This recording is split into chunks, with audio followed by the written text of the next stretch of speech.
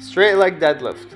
Stand with your feet shoulder width apart, wrapping the band around your back and standing on it with your feet. Your knees should be slightly bent, and the aim is to maintain the slight degree of flex throughout the movement. Bend at your hips, lowering your upper body while keeping your back straight. Lower until you feel the stretch in your hamstrings and glutes, then slowly straighten back up. It is important to squeeze your glutes at the top and maintain the tension throughout the entire exercise.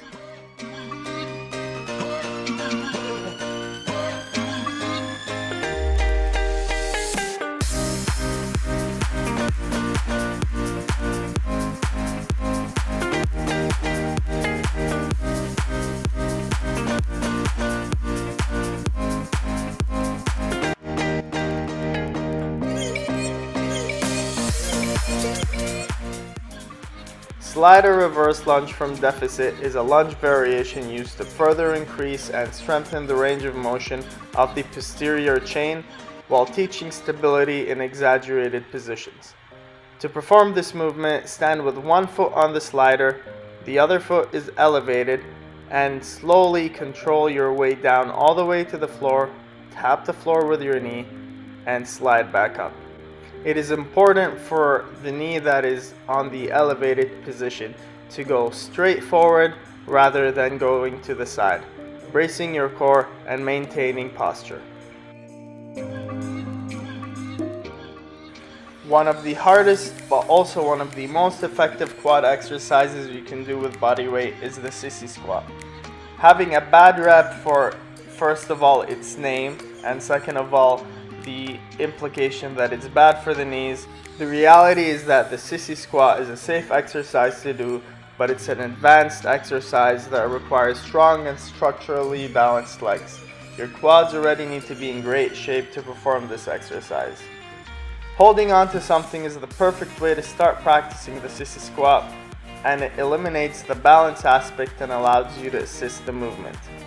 To perform the exercise, lean back by maintaining a perfectly straight line from the neck to the knees and go as far back as you can.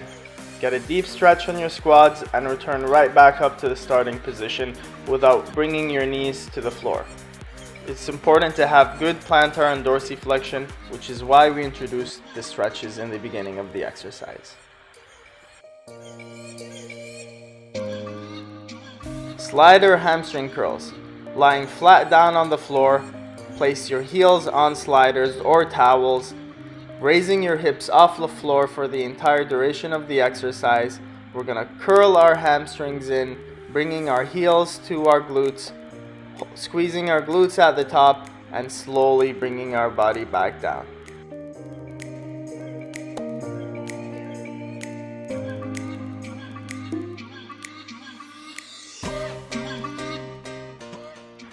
The half kneeling knee raise hold.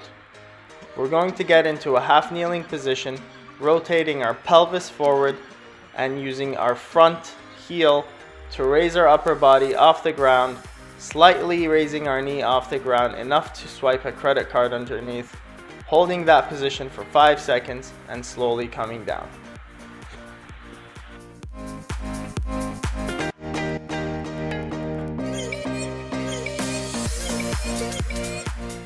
Bulgarian split squat. Find yourself a step, bench, or any other contraption that you can rest your foot on. It needs to be about knee height. Get into a forward lunge position with a torso upright, core braced, hips square to your body with your back foot elevated on the bench. Your leading leg should be half a meter or so in front of the bench.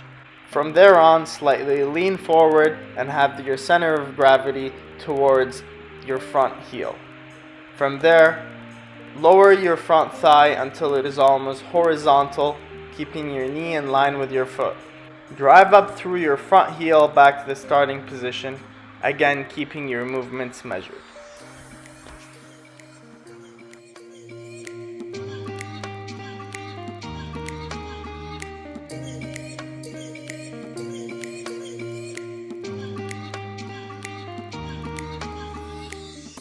Begin standing with your feet hip width apart and parallel.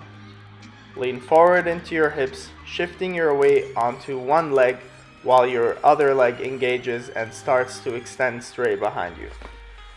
Lift your extended leg and pitch your body forward until your body forms a T shape.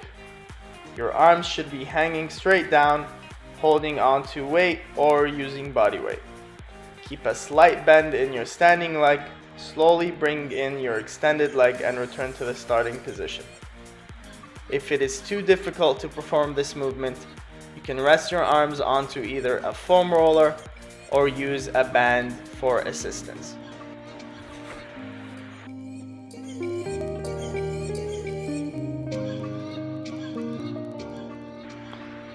Alternating staggered squat. Begin in a staggered stance so your left foot is about 12 inches behind your right. Keep a slight bend in your left knee while maintaining a natural arch in your lower back. Brace your core and slowly descend your hips to the floor until your knee forms a 90-degree angle. Pause at the bottom and return quickly to the starting position and alternate legs.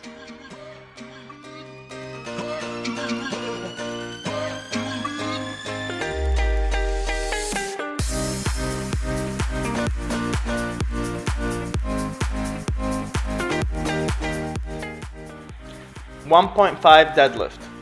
This exercise follows the exact same movement protocol of a standard deadlift.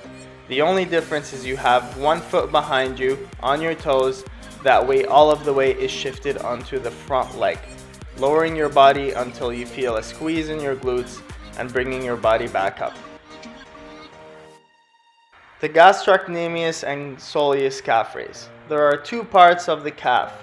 There is the gastrocnemius, which is the upper portion of the calf, and the soleus, which is the lower portion of the calf.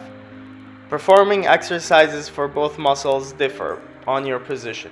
From a seated position, when you raise your heels, you are engaging the soleus, and from a standing position, you're engaging the gastro. For this exercise, we're going to be performing both. Resting your arms in any contraception, we're gonna raise our heels from a squat position while extending our upper body, straightening our legs, and reaching all the way to the top. We're going to perform 20 reps of this exercise.